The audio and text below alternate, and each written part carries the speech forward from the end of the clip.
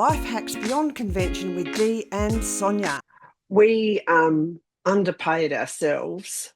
So 2 full-time employees were earning under 100,000. I think we were earning 96 at the end. Yeah, exactly. Yeah. But And essentially we do work full-time. It's just very structured very differently than 9 to 5. Well, full-time work. What was I going to say? Oh, I was talking to someone recently who's working full-time. Now, it's not a professional role, but it's it's a more entry-level role. But 46,000 for a full-time working, like that's 40 hours a week or the 38 hours a week, whatever it is, and you just think, and apparently, because that's what all of them. So he's working in a store. I don't know whether he's. So this is unskilled labour, essentially. Yeah, exactly. That's where huge numbers of people work is in those roles. Now, the only time your pay will go a bit higher than that, obviously, is if there's any overtime attached to it. But in the stores, you don't get overtime like you used to. Like when I was young, because stores closed at 11:30, sometimes 1:30 on a Saturday. So if the stores were open past that, and on a Sunday it became overtime, didn't it? I don't know whether that's the case anymore, because that's what we expect, like that's societal norm. So I don't know whether... I think penalty rates apply on Sundays in South Australia, last I looked. Yeah. Well, I know for teaching that penalty rates don't apply until about, I want to say about 8 o'clock at night before it kicks in, and definitely there's no penalty rates on a Saturday. Now, do you think Sunday there's a penalty rate? For like trade, as in the construction part of trade, I think it's 7 a.m. 7 p.m. is considered normal hours. So you look and you think, well, a lot of people here in Australia, they're not going to be on more than 50,000 a year. And if you want to, compare that to US or somewhere, like I don't know what their wages are, but what would that be? 35,000 US. Yes. So it's not high, not high income at all for a lot of people. And so hence but with the teaching, however, is pretty high. You just think, grad school teachers, 76 in Victoria. 76. It's changed.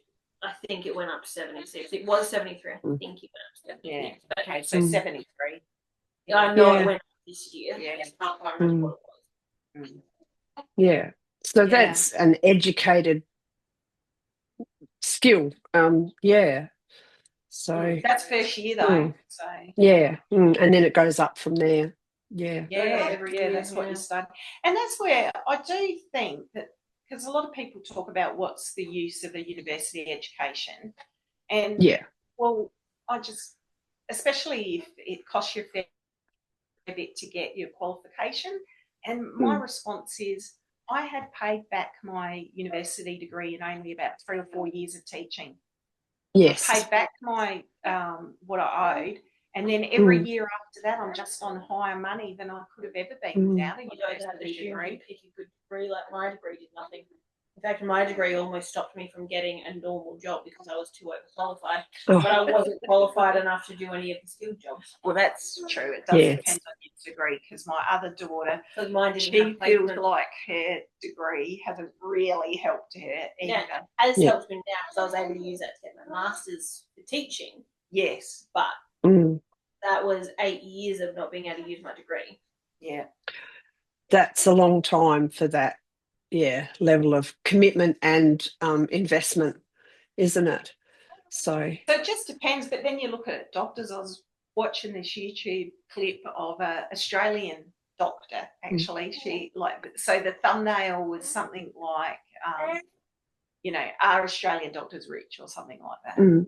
And her first year out, so it did take her a really long time to get qualified, and it took her a lot of money as well. I can't remember what her HECS debt is, but it was a lot. It was over 100,000, I think. Yeah. However, in her first year, finally out there as a fully qualified practitioner, she was on 150. Yeah.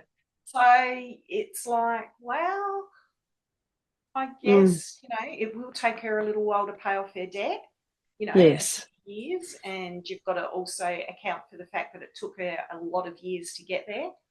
Yeah. But then you've got 30 or 40 years in a really high paying And a job. high, yes, at a high pay.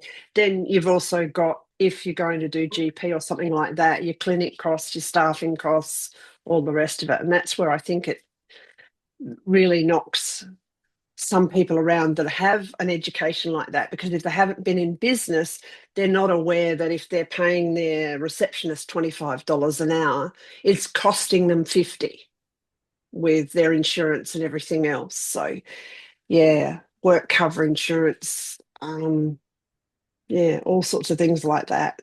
So there's other costs involved. We complain about how much they charge sometimes, but the reality is the back end is really knocking them around.